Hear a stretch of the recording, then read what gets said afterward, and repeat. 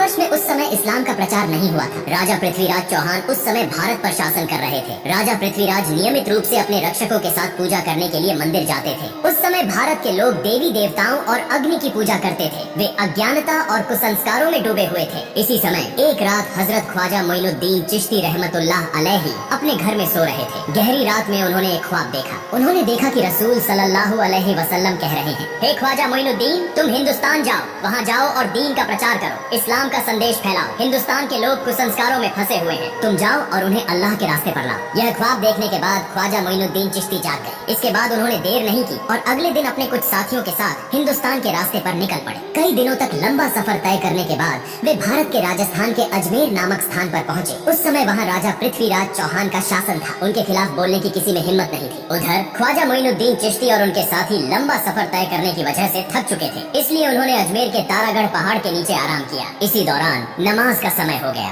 ख्वाजा मोइनुद्दीन चिश्ती ने अपने साथियों से कहा, तुम पानी की तलाश करो क्योंकि वुजू करना जरूरी है, नमाज का समय हो गया है। तब उनके दो साथी एक लोटा लेकर पानी की तलाश में निकले। कुछ दूरी पर जाकर उन्होंने एक विशाल झील देखी जो आज के समय में आना सागर के नाम से जानी जाती है। वे आना सागर के पास पहुँचे और देखा कि राजा की सेना ने आना सागर को चारों ओर से घेर रखा है। उन्हें देखते ही सैनिकों ने पूछा, तुम लोग कौन हो? इससे पहले तुम्हें यहाँ कभी नहीं देखा, यहाँ क्या चाहिए? साथी दोनों ने कहा, हम ख्वाजा मोइनुद्दीन चिश्ती के शिष्य हैं, हम यहाँ वुजू करने के लिए थोड़ा पानी लेने आए हैं। यह सुनकर वहाँ मौजूद सारी सेना जोर जोर से हंसने लगी और कहने लगी, क्या तुमने राजा पृथ्वीराज का नाम नहीं सुना? उनके आदेश का उल्लंघन करने पर कठोर सजा मिलती है। इस झील से कोई और पानी नहीं ले सकता। पानी को हाथ लगाना भी मना है क्योंकि इससे पानी अपवित्र हो जाएगा। यह कहकर उन्होंने उन दोनों को भगा दिया। दुखी मन से वे दोनों ख्वाजा मोइनुद्दीन चिश्ती के पास लौट आए। तब ख्वाजा मोइनुद्दीन चिश्ती ने पूछा, तुम्हारे साथ क्या हुआ? क्या तुम्हें पानी नहीं मिला? उन दोनों ने कहा, हुजूर, पानी तो मिला लेकिन हमें पानी नहीं दिया गया। उन्होंने हमें भगा दिया और कहा कि राजा पृथ्वीराज ने किसी को भी इस पानी को लेने की अनुमति नहीं दी है। उनके आदेश का उल्लंघन करने पर कठोर सजा दी जाएगी। उनकी सारी बातें सुनकर ख्वाजा मोइनुद्दीन चिश्ती ने अल्लाह के दरबार में दुआ की और फिर उनसे कहा, तुम लोग आना सागर के पास जाओ और कहो कि ख्वाजा मोइनुद्दीन चिश्ती ने हमें भेजा। इसके बाद वे दोनों साथी फिर से वुजू का पानी लाने के लिए निकल पड़े। जब वे आना सागर के पास पहुँचे तो सेना ने उन्हें रोककर पूछा, तुम लोग फिर क्यों आए हो? उन्होंने कहा, हम वुजू का पानी लेने आए हैं। सेना ने कहा, हमने कहा था कि पानी नहीं दिया जाएगा। अगर राजा पृथ्वीराज चौहान को पता चला तो तुम्हारी जान तक जा सकती है। हम किसी भी हालत में पानी नहीं देंगे। तब उन्होंने कहा, हम तुमसे पानी नहीं मांगेंगे, हम आना सागर से पानी लेने आए हैं। यह सुनकर वहाँ मौजूद सारी सेना जोर जोर से हंसने लगी। उस समय उन्होंने अल्लाह के दरबार में दुआ की और अपने हाथ में पकड़ी लोटे को आगे बढ़ाकर कहा, हे आना सागर, हम ख्वाजा मोइनुद्दीन चिश्ती रहमतुल्लाह अलैहि के शिष्य हैं। ख्वाजा मोइनुद्दीन चिश्ती ने हमें यहाँ भेजा है। अल्लाह के हुक्म से इस लोटे में आ जाओ। यह कहते ही एक पल में आना सागर का सारा पानी लोटे में समा गया। इतना अद्भुत और चमत्कारी दृश्य देखकर वहाँ मौजूद सारी सेना हैरान रह गई। तुरंत ही उन्होंने कलमा पढ़ा और इस्लाम स्वीकार कर लिया। लेकिन वहाँ कुछ कट्टर हिंदुत्ववादी भी थे। उन्हें लगा कि यह कोई जादू का प्रभाव है, इसलिए वे यह खबर देने के लिए राजा पृथ्वीराज चौहान के दरबार में भागे। राजा पृथ्वीराज ने जब उन्हें देखा तो पूछा, क्या हुआ? तुम्हारे चेहरे पर इतना डर क्यों है? तब उन्होंने कहा, राजा साहब, बड़ी विपत्ति आ गई है। राजा पृथ्वीराज ने पूछा, क्या हुआ? उन्होंने कहा, राजा साहब, न जाने कहाँ से एक बड़ा जादूगर यहाँ आया है। देखने में वह फकीर लगता है, लेकिन उसने अपने जादू से पूरे आना सागर का पानी एक लोटे में खींच लिया। यह सुनकर राजा पृथ्वीराज को ऐसा लगा जैसे उनके सिर पर आसमान टूट पड़ा। उन्होंने अपने जीवन में कई जादूगर देखे थे, लेकिन ऐसा जादू उन्होंने कभी नहीं सुना था। उन्होंने इसे अपनी आंखों से देखने के लिए तुरंत अपनी सेना के साथ आना सागर की ओर प्रस्थान किया। जब वे आना सागर के पास पहुँचे तो देखा कि आना सागर में पानी की एक बूंद भी नहीं थी। उधर अजमेर के लोग बड़ी संख्या में ख्वाजा मोइनुद्दीन चिश्ती रहमतुल्लाह अलैहि को देखने के लिए वहाँ पहुँच रहे थे। ख्वाजा मोइनुद्दीन चिश्ती और उनके साथी नमाज पढ़ने के बाद वहाँ बैठे। तभी राजा पृथ्वीराज वहाँ पहुँच गए। उन्होंने देखा कि कई हिंदू पहले ही इस्लाम स्वीकार कर चुके हैं। यह देखकर राजा को भीतर ही भीतर बहुत गुस्सा आया। राजा पृथ्वीराज एक बहुत चालाक और कट्टर हिंदुत्ववादी था। उसने पूछा, तुम कौन हो और यहाँ कहाँ से आए हो? मैं अल्लाह के हुक्म और रसूल सल्लल्लाहु अलैहि वसल्लम के निर्देश पर यहाँ आया हूँ। राजा पृथ्वीराज ने कहा, तुमने अपने जादू से इस पानी को क्यों सुखा दिया? तब ख्वाजा मोइनुद्दीन चिश्ती ने कहा, मैं कोई जादूगर नहीं हूँ, मैं अल्लाह का बंदा हूँ। मैं अल्लाह का हुक्म पूरा करने के लिए यहाँ पानी लेने गया था, लेकिन पानी न देने के कारण अल्लाह ने इसे सूखा दिया। यह सुनकर वहाँ मौजूद सभी लोग आश्चर्यचकित हो गए और ख्वाजा मोइनुद्दीन चिश्ती रहमतुल्लाह अलैहि की ओर एकटक देखते रह गए। राजा पृथ्वीराज चौहान बहुत चालाक और मक्कार था। उसने समझ लिया कि यह कोई साधारण व्यक्ति नहीं है, इसलिए वह नकली आंसू बहाते हुए और झुककर कहने लगा, हमें सबके कष्ट सहने में कोई परेशानी नहीं है, लेकिन मासूम बच्चों और निर्दोष लोगों का ख्याल करके कृपया पानी को उसकी जगह वापस लौटा दें। यह मेरी आपसे विनती है। यह सुनकर ख्वाजा मोइनुद्दीन चिश्ती ने अपने दो साथियों को आदेश दिया कि वे लौटा लेकर आना सागर के पास जाएं। दोनों साथी लौटा लेकर आना सागर के पास पहुँचे और जैसे ही उन्होंने लौटा आना सागर में रखा, सागर फिर से पानी से भर गया। यह सब देखकर वहाँ मौजूद लोग हैरान रह गए। उन्होंने पूछा, आप किस देवता की पूजा करते हैं? ख्वाजा मोइनुद्दीन चिश्ती ने कहा, मैं अपने रब एकमात्र अल्लाह की इबादत करता हूँ। वहाँ मौजूद सभी लोगों ने कहा, हम भी आज से उसी एक अल्लाह की इबादत करना चाहते हैं। उस जगह के सभी लोगों ने एक एक करके इस्लाम स्वीकार कर लिया, लेकिन राजा पृथ्वीराज चौहान इसे सहन नहीं कर सका। वह बहुत गुस्से में राज दरबार लौट गया। अगले दिन पृथ्वीराज ने राज दरबार में एक आपातकालीन बैठक बुलाई। पृथ्वीराज ने कहा, किसी भी तरह इस फकीर को यहाँ से हटाना होगा, उसे खत्म करना होगा। अगर तुम्हारे पास कोई सुझाव है तो जल्दी बताओ। तब एक मंत्री ने कहा, राजा साहब, यह फकीर कोई साधारण व्यक्ति नहीं है, वह एक महान जादूगर है। अपने जादू के प्रभाव से वह सभी को एक एक करके इस्लाम में ला रहा है। एक दिन ऐसा आएगा जब भारत में हिंदू धर्म को मानने वाला कोई नहीं बचेगा। उससे निपटने के लिए हमें एक महान जादूगर की जरूरत होगी। तब वहाँ मौजूद एक सैनिक ने कहा, राजा साहब, हमारे देश में इससे भी बड़ा एक जादूगर है। पृथ्वीराज ने पूछा, उसका नाम क्या है? सैनिक ने कहा, उसका नाम है जयपाल जादूगर। पृथ्वीराज ने कहा, जाओ उसे हमारे दरबार में लेकर आओ। इसके बाद कुछ सैनिक जयपाल जादूगर से मिलने के लिए रवाना हो गए। कुछ समय बाद वे जयपाल जादूगर के घर पहुँचे और देखा कि जयपाल हवा में तैरते हुए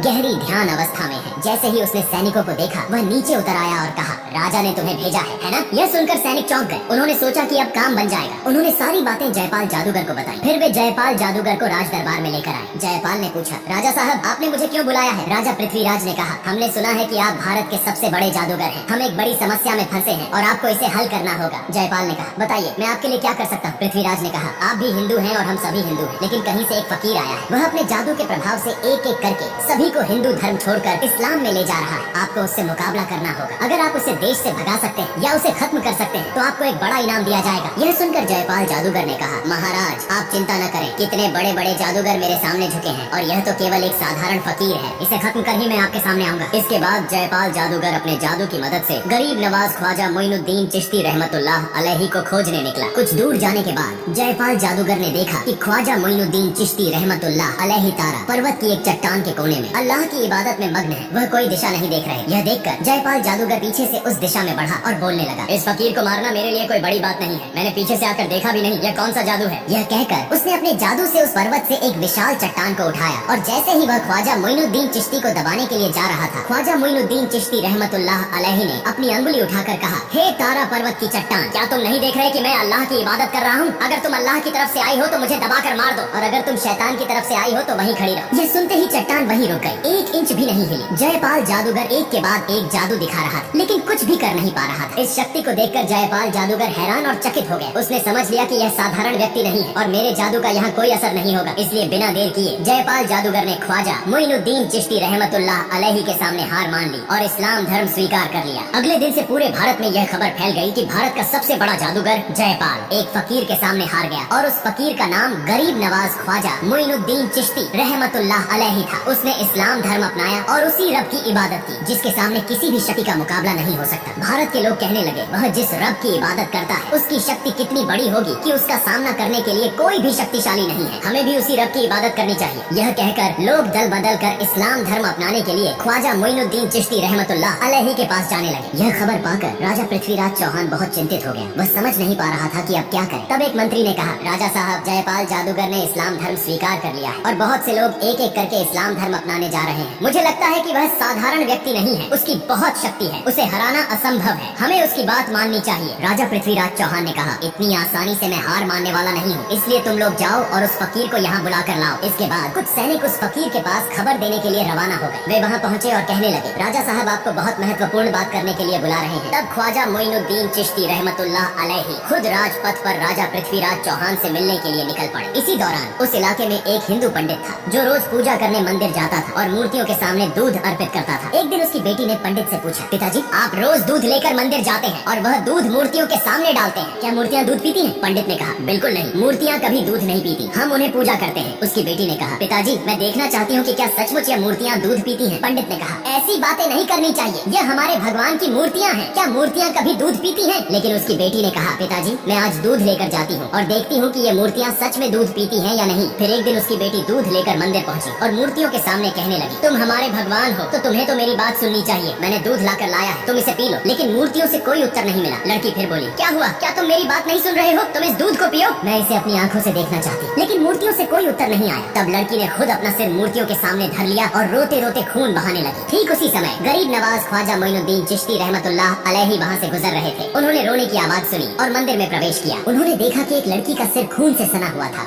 और वह जोर जोर से रो रही थी। तब ख्वाजा मोइनुद्दीन चिश्ती रहमतुल्लाह अलैहि ने उसे पूछा, बेटी, तुम्हें क्या हुआ? लड़की ने कहा, देखिए बाबा, मैं दूध लेकर आई थी, इस मूर्ति मूर्ति को खिलाने के लिए, लेकिन वह मेरी बात नहीं सुन रही है। तब ख्वाजा मोइनुद्दीन चिश्ती रहमतुल्लाह अलैहि ने कहा, माँ, मूर्ति कभी बात नहीं कर सकती और न ही खा सकती है। फिर लड़की ने फिर से अपना सिर झुका दिया और खून बहाने लगी। लड़की की इस भक्ति को देखकर ख्वाजा मोइनुद्दीन चिश्ती रहमतुल्लाह अलैहि हैरान हो गए। उन्होंने मूर्ति के सामने जाकर मूर्ति के कान पकड़ते हुए कहा, मैं ख्वाजा मोइनुद्दीन चिश्ती कह रहा हूँ, क्या तुम सुन नहीं रहे हो? इस निष्पाप लड़की को तुम क्यों रुला रहे हो? यह दूध पी लो। यह कहते ही मूर्ति ने दूध पीना शुरू कर दिया। यह देखकर लड़की बहुत खुश हुई और आनंदित होकर वहाँ से चली आई। जब लड़की गाँव में पहुँची तो बहुत से लोग यह कहने लगे, यह लड़की शायद कोई गलत काम करके आई है। सब लोग उसे बदनाम कर रहे थे। अब हमारा क्या होगा? वहाँ लड़की के पिता भी उपस्थित थे। सब लोग कहने लगे, क्या हुआ? तुम्हारी यह हालत क्यों हुई? लड़की ने कहा, पिताजी, मैं मूर्ति को दूध पिलाकर आई हूँ। यह सुनकर सभी लोग हैरान हो गए और कहने लगे, यह लड़की झूठ बोल रही है। मूर्तियाँ कभी दूध नहीं पीती। वह अपनी गलतियों को छिपाने के लिए हमसे धोखा दे रही है। लड़की ने फिर से आंसुओं के साथ विनम्रता से कहा, मैं बहुत बार कहने के बाद भी जब मूर्ति ने दूध नहीं पिया तो मैंने अपना सिर झुका दिया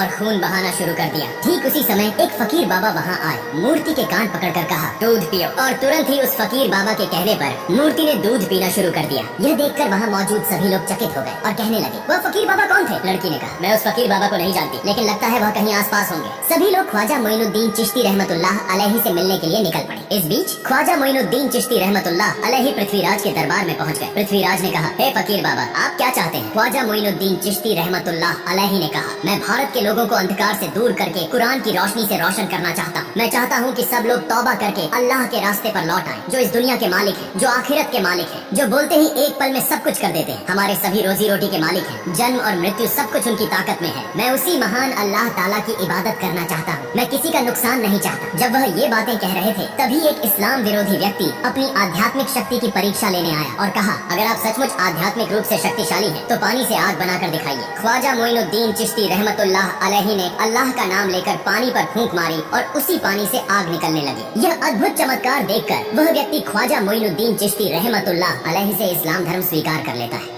इस समय दरबार के सभी लोग, राजा पृथ्वीराज भी यह समझ गए कि ऐसे अल्लाह वाले व्यक्ति के साथ कभी मुकाबला नहीं किया जा सकता। कई चमत्कारी घटनाओं को देखकर उन्होंने कोई देर नहीं की, माफी मांगी और साथ ही ख्वाजा मोइनुद्दीन चिश्ती रहमतुल्लाह अलैहि के हाथों में हाथ डालकर उनके मुरीद बन गए और इस्लाम धर्म स्वीकार कर लिया। ख्वाजा मोइनुद्दीन चिश्ती रहमतुल्लाह अलैहि ने उन्हें माफ कर दिया। फिर ख्वाजा मोइनुद्दीन चिश्ती रहमतुल्लाह अलैहि वहाँ से चले गए और अपने साथी संगियों के साथ तारागढ़ पहाड़ के उस स्थान पर स्थित हो गए। ख्वाजा मोइनुद्दीन चिश्ती रहमतुल्लाह अलैहि जब एक स्थान पर अल्लाह की इबादत में मग्न थे, ठीक उसी समय एक हिंदू पंडित और अन्य लोग उस स्थान से गुजर रहे थे। तब पंडित की बेटी ने कहा, देखो, वह फकीर बाबा जो बैठे हैं, वही फकीर बाबा अपने शब्दों से मूर्ति को दूध पिलाए थे। फिर वे सभी ख्वाजा मोइनुद्दीन चिश्ती रहमतुल्लाह अलैहि के पास पहुँचे और कहा, हे फकीर बाबा, आप कौन हैं और आप किस जादू को जानते हैं कि आपकी बातों से मूर्ति दूध पीने लगी? ख्वाजा मोइनुद्दीन चिश्ती रहमतुल्लाह अलैहि ने कहा, मैं तो अल्लाह का एक बंदा हूँ। मेरी बातों से कुछ नहीं होता। जो अल्लाह कहता है वही होता है। मैं उसी अल्लाह की इबादत करता हूँ। तब उन्होंने कहा, हम आज से उस अल्लाह की इबादत करना चाहते हैं। इस भारत में तो सब लोग एक एक करके इस्लाम धर्म स्वीकार कर रहे हैं, हमें भी इस्लाम धर्म स्वीकार कराइए। फिर वे सभी इस्लाम धर्म स्वीकार कर गए। कुछ दिनों बाद ख्वाजा मोइनुद्दीन चिश्ती रहमतुल्लाह अलैहि एक जंगल के बीच से गुजर रहे। रास्ते में उन्होंने देखा कि कुछ हिंदू पंडित और वहाँ मौजूद लोग अग्नि पूजा कर रहे थे। यह देखकर ख्वाजा मोइनुद्दीन चिश्ती रहमतुल्लाह अलैहि उनके पास गए और कहा, आप लोग आग की पूजा क्यों कर रहे हैं? यह आग आपको क्या फायदा देती है? तब उन्होंने कहा, यह आग हमारा खुदा है, हम इसे खुश कर रहे हैं ताकि मौत के बाद नरक की आग से मुक्ति मिल सके। ख्वाजा मोइनुद्दीन चिश्ती रहमतुल्लाह अलैहि ने कहा, ठीक है, अगर आप आग को खुश कर रहे हैं तो इसे छू कर देखिए, देखें क्या आग आपको जला देती है। एक व्यक्ति ने कहा, यह क्या कह रहे हैं? आग को छूने से हाथ जल जाएंगे। ख्वाजा मोइनुद्दीन चिश्ती रहमतुल्लाह अलैहि ने कहा, आप लोग उस खुदा की इबादत कर रहे हैं जो आपको जला देगा, लेकिन मैं ऐसे खुदा की इबादत करता हूँ जिसके हुक्म से